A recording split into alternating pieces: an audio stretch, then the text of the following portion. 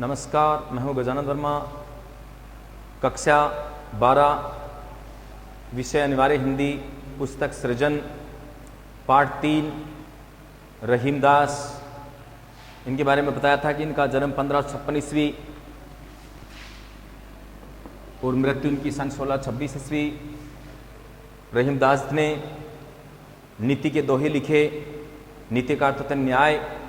न्याय किस तरह से की जाती है, क्योंकि सबसे बड़ी चीज़ होती है न्याय। किसी के साथ में अन्याय तो नहीं हो रहा है। इन दोहों के माध्यम से ये भी कहा गया कि इंसान के पास में धन आदि हमेशा नहीं रहता, समय आने पर धन भी चला जाता है। इसलिए इंसान को धैर्य से काम लेना चाहिए, संकल्पशील होना चाहिए। जिस इंसान का धैर्य अगर चला जाता है, एक विद्वान पुरुष वही उस धैर्य को समझ पाता है। अनंत विपत्ति आने पर इंसान के पास में धन नहीं होता, उस समय उसके सबसे बड़ी चीज़ होती है धैर्य। अगर धैर्य के अकॉर्डिंग, धैर्य के अनुसार अगर मुकाबला करता है तो अपने जीवन को सही तरीके से जी पाता है, अपने जीवन को सही तरीके से समझ पाता है। इसीलिए व्यक्ति को अपने जीवन में ये बातें बहुत ध्यान रखने योग्य हैं। रहीमदास जी ने अपने दोहों के माध्यम से बहुत ही सुंदर तरीके से इन्हें प्रकट किया है। विपत्ति भये धन ना रहे, रहे जो लाख करोड़। विपत्ति भये धन ना रहे, रहे जो लाख करोड़। नभ तारे छिप जाते हैं, जो रहीम भये भोरे। आगे मांगे घटत रहीम पद, कित्तो करो बड़ी काम। मांगे घटत रहीम पद, कित्तो करो बड़ी काम। तीन पैग वसुदा करो, तऊ बामने नाम। मान सहित विष खाए के, शंभु भये जगदीश। मान सहित विष खाए के, शंभु भये जगदीश। बिना मान अमृत पिए, राहु कटायो शीस। रहीमन जिव्या बावरी, कही गए सर्ग पताल। रहीमन जिव्या बावरी, कही गए सर्ग पताल। आप तो कहीं भीतर रही, जूती खाती कपाल। अमृत ऐसे वचन में, रहीमन रिस की गांस। रहीमन ऐसे वचन में, रहीमन रिस की गांस। जैसे मिस्र हूं मिली, नीरस बांस की फांस। देखिए, रहीमदास जी ने इन नीति के दोहों के अंदर बहुत ही सुंदर बातें प्रकट की है। नीति के दोहे ऊपर देखे, नीति के दोहे, नीति का तो न्याय, किस प्रकार से व्यक्ति के साथ में क्या न्याय होना चाहिए, राजा का क्या कर्तव्य है, प्रजा का क्या कर्तव्य है, आम जन का क्या कर्तव्य है। नीतिगत दोहों के माध्यम से इनकी पूरी जानकारी मिल पाती है। पहला जो टॉपिक दे रखा है, विपत्ति का अर्थ होता है समस्या होने पर। जोरे लाख करोड़, ये लाख हो गया, करोड़ मिस करोड़। नभ तारे छिपी जाते, नभ मिस आकाश, छिप में छिपना। जो रहीम भये भोर। भोर का मतलब होता है सुबह या प्रातःकाल। याद रखा है कि विपत्ति भये धन ना रहे, रहे जो लाख करोड़। रहीमदास जी कहना चाहते हैं, जब इंसान के जीवन में विपत्ति आती है, इंसान के जीवन में जब समस्या आती है, तो ऐसी स्थिति के अंदर उसके पास धन नहीं रहता। क्योंकि उसके पास लाखों करोड़ रुपए क्यों नहीं हो, क्योंकि इंसान को समस्या एक साथ चारों तरफ से घेरती है। तो ऐसी स्थिति के अंदर उस व्यक्ति के पास में लाखों करोड़ रुपए हैं, लेकिन जब विपत्ति आती है, समस्या जब आती है, तो लाख करोड़ धन भी उसके पास में समस्या आ जाती है। चारों तरफ से वो समस्या उसको घेर लेती है।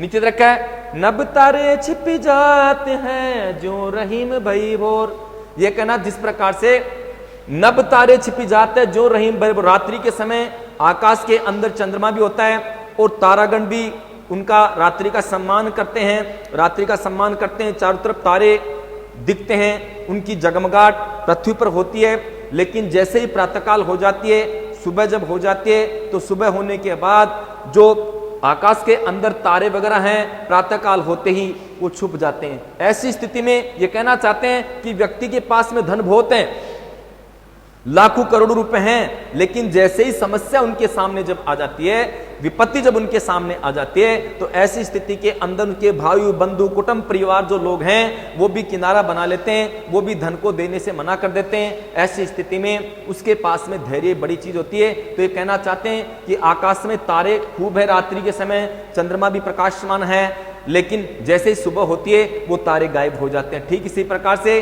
व्यक्ति के पास में धन बहुत है, लेकिन इंसान के पास में जब विपत्ति आती है, उनके पास में लाखों करोड़ रुपए हैं, लेकिन विपत्ति आने के पश्चात, समस्या आने के पश्चात, जिस प्रकार से सुबह जब होती है तो आकाश के तारे छिप जाते हैं, दिखते नहीं, क्योंकि उस समय तो सूर्य का प्रकाश दिखने लग जाता है। तो इसी प्रकार से इंसान के जीवन विपत्ति आती है तो सिर्फ विपत्ति दिखाई देती है, उनके पास में लाखों करोड़ रुपए है, वो सब धरे के धरे रह जाते हैं।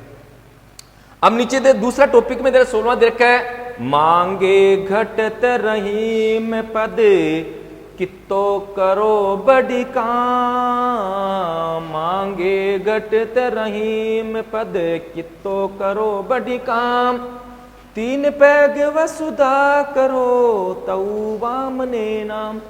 देखिए दे रखा है मांगे घटत, घटत नाम घटना, कम होना, कितो मिस कितना भी, करो मिस करना, बड़ी मिस ज्यादा, काम, तीन पैग, पैग का अर्थ है पैर, तीन पैर, तीन का मतलब तीन, पैग का मिस वसुधा में धरती, और तव मिस उनको, बावने का मतलब भगवान विष्णु ने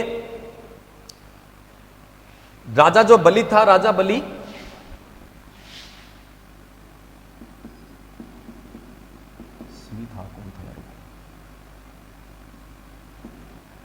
देखिएगा इस टॉपिक में दे रखा है कि मांगे घटत रहीम पद कितो करो बड़ी काम, तीन पैग वसुधा करी तऊ बामने नाम।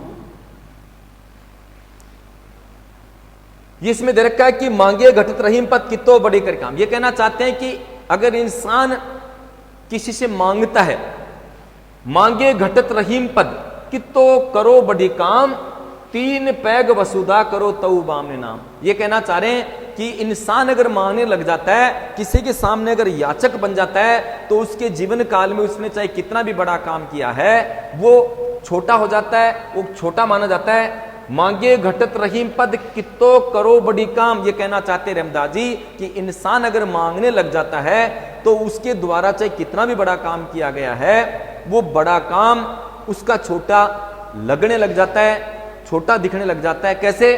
तीन पैग वसुधा करो तऊ बामने नाम। जिस प्रकार से तीन पैग भगवान विष्णु ने लिए थे और उसके पश्चात उनका नाम छोटा हो गया है, अर्थात माने गए वामन अवतार। वामन का मतलब 52 उंगली, अर्थात उन्हें बोने कद का रूप धारण करके उन्होंने किसी से याचना की थी और याचना करने के पश्चात उनको तो पाताल लोक भेज दिया।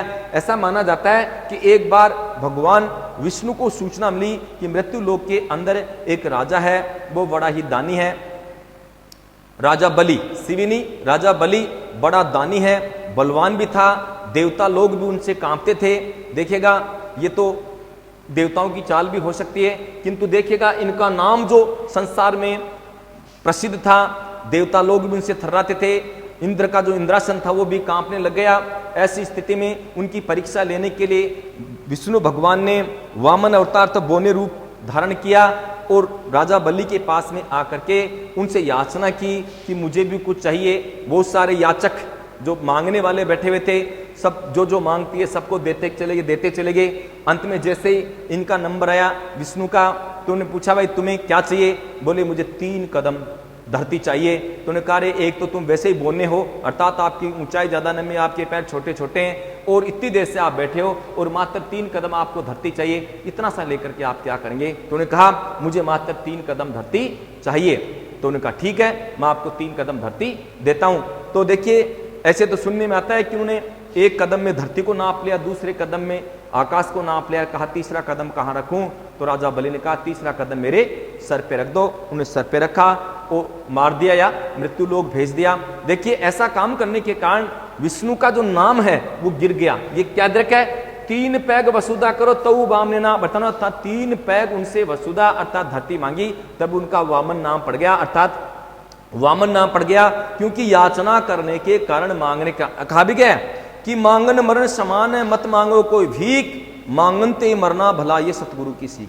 कि मांगने वाला इंसान, याचना करने वाला जो व्यक्ति है, छोटा माना जाता है, चाहे वो कितना भी बड़ा क्यों नहीं हो, वो छोटा ही माना जाता है, मांगने वाला व्यक्ति। कहते हैं कि कोई याचक अगर घर पे आता है तो उसको याचना जब करता है तो जो मांगता है उसको देना चाहिए। अगर उसको हम कुछ नहीं दे पाते हैं, ऐसी स्थिति के अंदर वह व्यक्ति जो मांगने वाला है वो तो एक तरह से मरा हुआ ही, इसलिए उसको मांगना पड़ रहा है। किंतु जो याचक घर पे आता है उसको हम कुछ नहीं दे पाते, हम उससे भी ज्यादा गए गुजरे और मरे हुए। इसलिए मांगन मरण समान है, मत मांगो कोई भीख, मांगनते मरना भला, ये सतगुरु की सीख।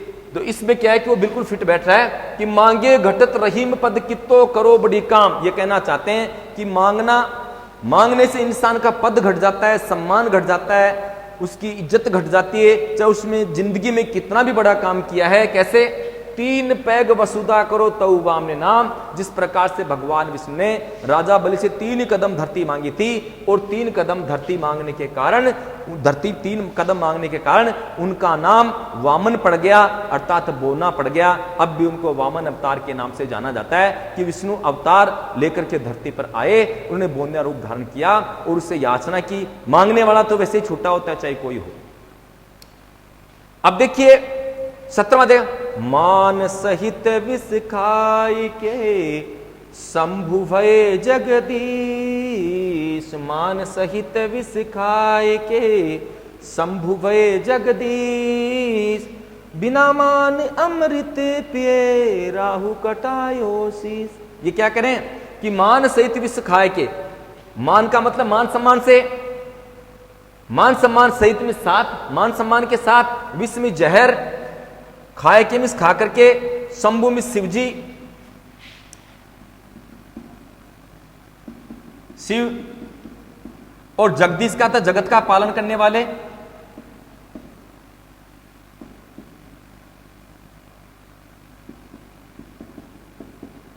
या जगत का ईश्वर। बिना मान अमृत पिए, बिना मान सम्मान के अमृत पिया, राहु कटायो शीश। शीश का मतलब सिर, और राहु ऐसा मानते हैं कि आकाश के अंदर 9 ग्रह जो माने गए उनमें राहु ग्रह मानते हैं कि भाई आपके राहु की दशा लग रही है, आपको तो केतु की दशा लग रही है। राहु केतु ये भी ग्रह के नक्षत्र में माने जाते हैं। तो राहु किसी राक्षस का नाम था और उन्होंने अपना सिर कटवा दिया। वो कैसे कटवाया?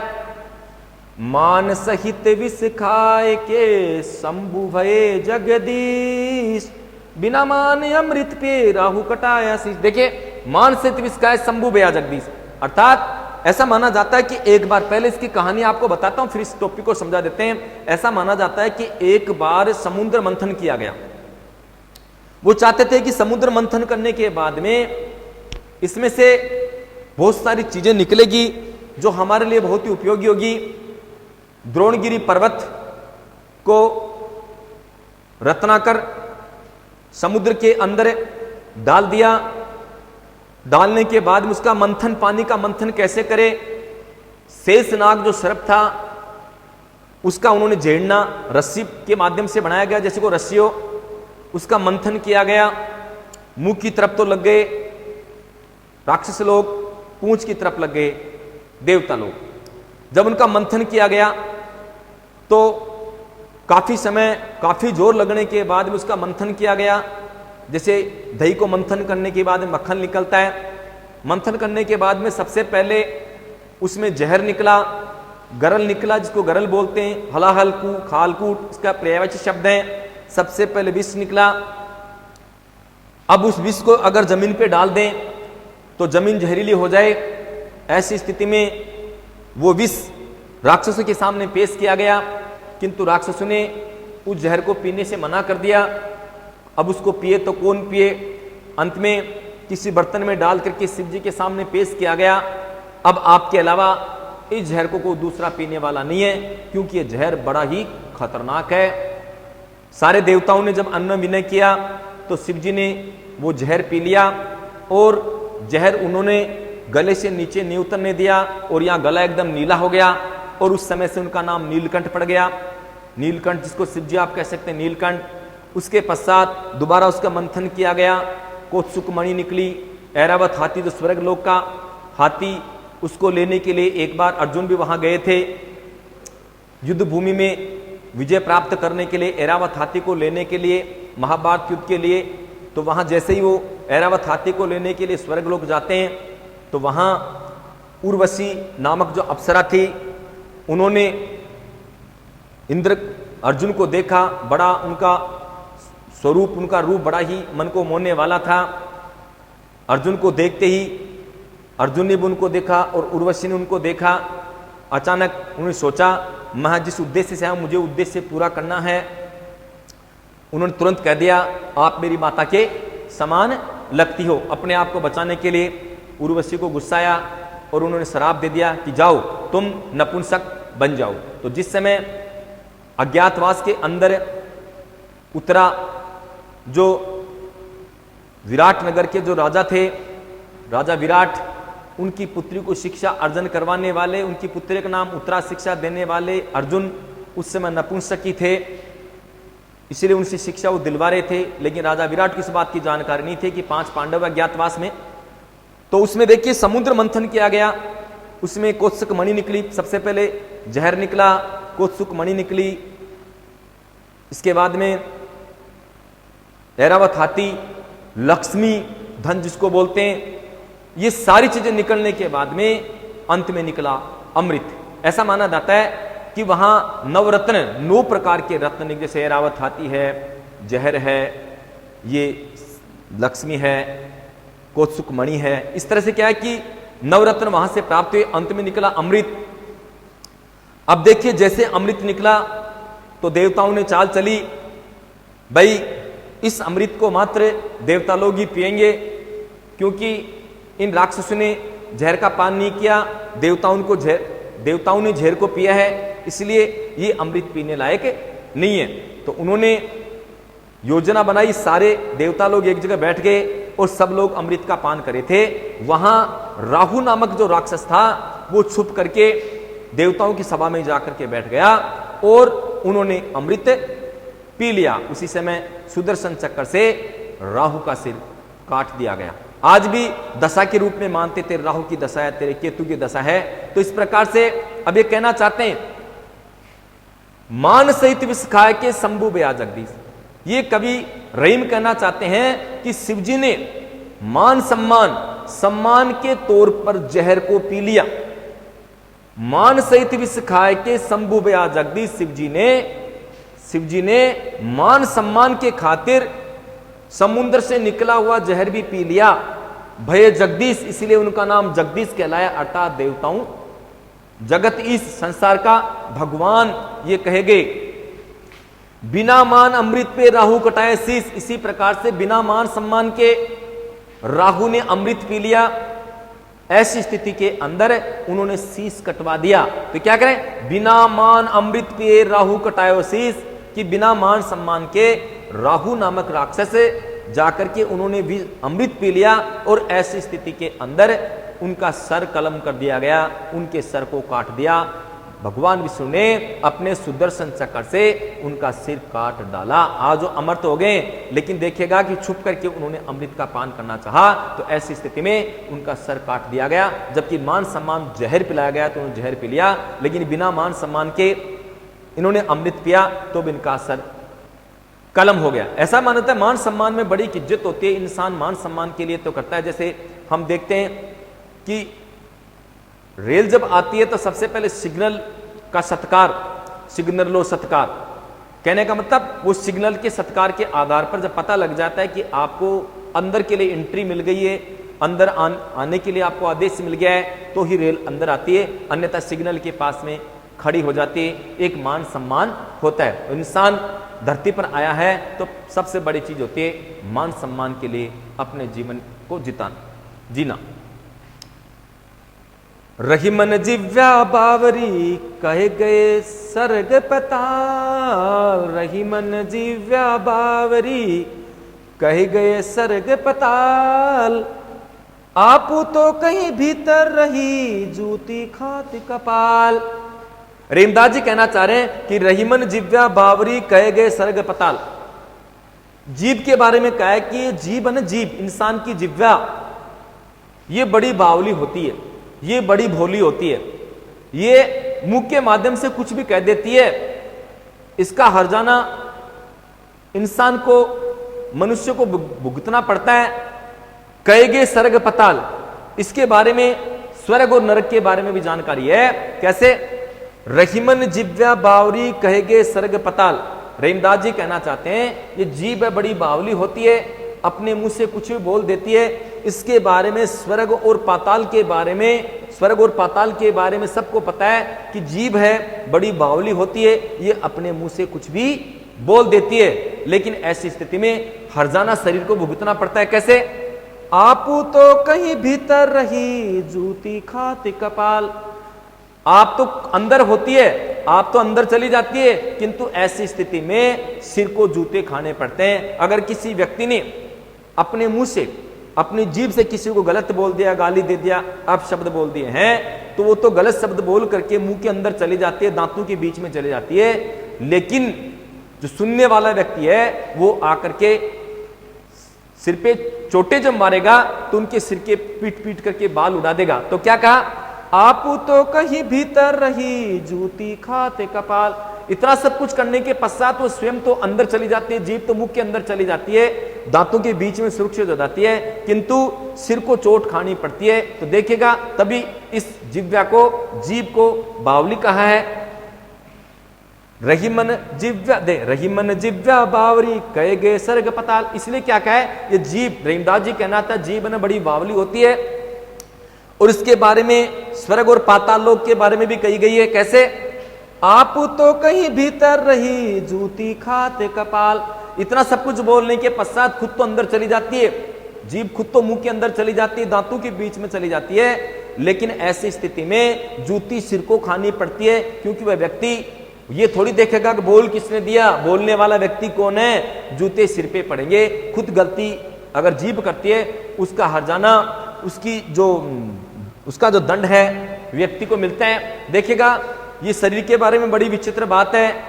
जो आंखें देखती है वो बोलती नहीं है, कान सुनते हैं वो बोलते नहीं है, सूंघने का काम नाक से है, नाक बोलती नहीं है। लेकिन इनका बखान, इनके बारे में प्रकट करने वाली जीभ होती है, मुंह होता है, उनके माध्यम से ही बताया जाता है। 20 हो गई। अमृत ऐसे वचन में रहीमन रिस की घास, अमृत ऐसे वचन में रहीमन रिस की घास, जैसे मिश्री हूं मिली नीरस बांस की फांस। ये कहना चाहते हैं अमृत ऐसे वचन में रहीमन रिस की घास। रहीमदास जी कहना चाह रहे हैं कि व्यक्ति को अपने जीवन काल में हमेशा मधुर वाणी, प्रिय वचन ही बोलने चाहिए। अगर इंसान प्रिय वाणी नहीं बोल पाता है, मधुर वाणी नहीं बोल पाता है, तो उसके अंदर क्या है कि अलग बात हो जाती है। रहीमन रिस की घास, रिस अर्थात इससे काम बिगड़ जाता है। व्यक्ति अपने मुंह से मधुर वाणी न बोल करके अगर कटु वाणी अगर बोलता है तो उसका बना बनाया काम पूरा बिगड़ जाता है। इसलिए मनुष्य को अपने जीवन काल में मधुर वाणी का उपयोग करना चाहिए, मधुर वचन ही बोलने चाहिए। कैसे? जैसे मिश्री में मिली नीरस बांस की फांस, जिस प्रकार से मिश्री बड़ी मधुर और मीठी होती है, सुपाच्य और गुणकारी होती है, उसके अंदर बांस के छोटे छोटे अगर टुकड़े डाल दें, उन टुकड़ों को भी हमें मिश्री के साथ अगर खाना पड़ेगा तो वो क्या लगेगा? बड़ा बुरा लगेगा, नीरस लगेगी, मिश्री का स्वाद भी चला जाएगा। तो इसलिए क्या कहा है? इसी प्रकार से व्यक्ति को अपने जीवन काल में मधुर वचन, मीठी वाणी बोलने चाहिए, जिसके कारण हम दूसरे लोगों को भी अपना बना सकते हैं। और देखिए, मधुर वाणी के कारण दूसरे लोगों को अपना बनाते हैं, और मधुर वाणी अगर नहीं बोल पाते हैं तो हम अपने लोगों को भी पराया बना देते हैं। ये जीभ का ही तो बात है, मधुर वचन की तो बात है कि मीठा बोलिया बहुत गुण जो कोई जाने बोल, और बिनाए दामा ही जगत रो मानस लेवे मोल। अर्थात दूसरे लोगों को अपनी वाणी के द्वारा हम अपनी ओर आकर्षित कर सकते हैं। अर्थात वाणी का सबसे बड़ा प्रभाव पड़ता है।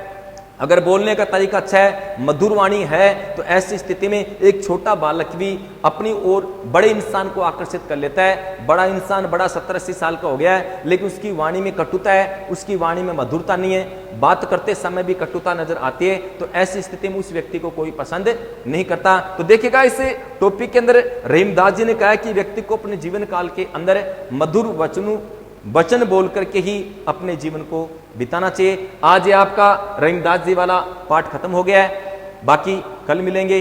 Thank you, okay.